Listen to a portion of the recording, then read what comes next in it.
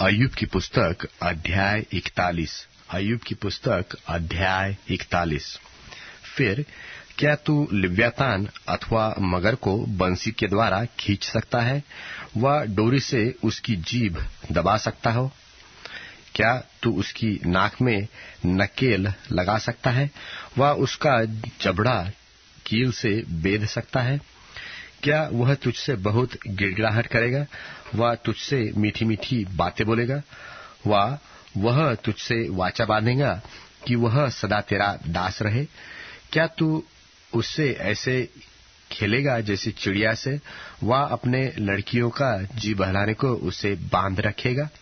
क्या मच्छुओं के दल उसे बिकाऊ माल समझेंगे? क्या वह उसे व्यापारियों में बांट देंगे? क्या तू उसका चमड़ा भाले से व उसका सिर मछुए के त्रिशूलों से भर सकता है? तू उस पर अपना हाथ ही धरे तो लड़ाई को कभी न भूलेगा और भविष्य में कभी ऐसा न करेगा। देख, उसे पकड़ने की आशा निष्फल रहती है, उसके देखने ही से मन कच्चा पड़ जाता है। कोई ऐसा साहसी नहीं जो उसको भड़काए। फिर ऐसा कौन है जो मेरे सामने ठहर सके? किसने मुझे पहले दिया है जिसका बदला मुझे देना पड़े? देख, सारी जो कुछ धरती पर है वो मेरा है। मैं उसके अंगों के विषय और उसके बड़े बल और उसकी बनावट की शोभा के विषय चुप न रहूंगा। ऊपर के पहलवान को कौन उतार सकता है? उसके दांतों की दोनों पंक्तियों के अर्थात जबड़ों के बीच कौन आएगा?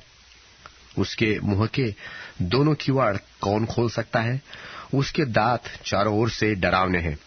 उसके छिलकों की रेखाएं घमंड का कारण है। वे मानो कड़ी छाप से बंद किए हुए हैं।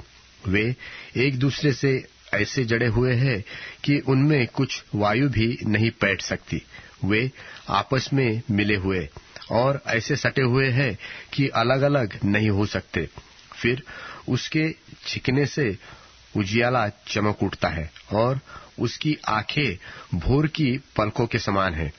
उसके मुंह से जलते हुए पलीते निकलते हैं और आग की चिंगारियां छूटती है। उसके नथनों से ऐसा धुआं निकलता है जैसा खलौती हुई हांडी और लटे हुए नरकंटों से।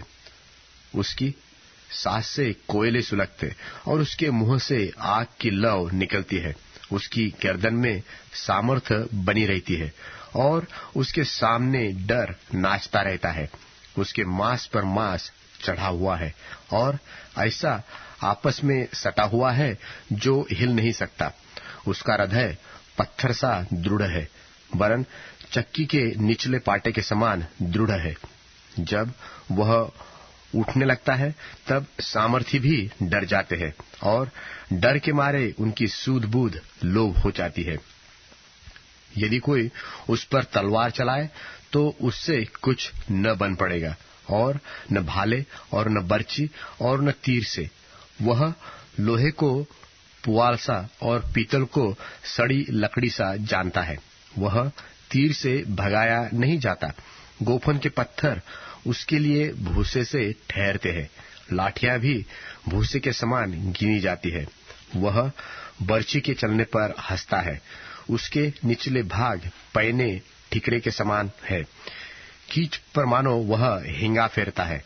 वह गहरीले जल को हंडी किनारे मथता है। उसके कारण नील नदी मरहम के हांडी के समान होती है। वह अपने पीछे चमकीली लीक छोड़ता जाता है। गहरा जल मानो श्वेत दिखाई देने लगता है। धरती पर उसके तुल्य और कोई नहीं है और जो ऐसा निर्भय बनाया गया है, जो कुछ ऊंचा है उसे वह ताकता ही रहता है। वह सब घमंडियों के ऊपर राजा है।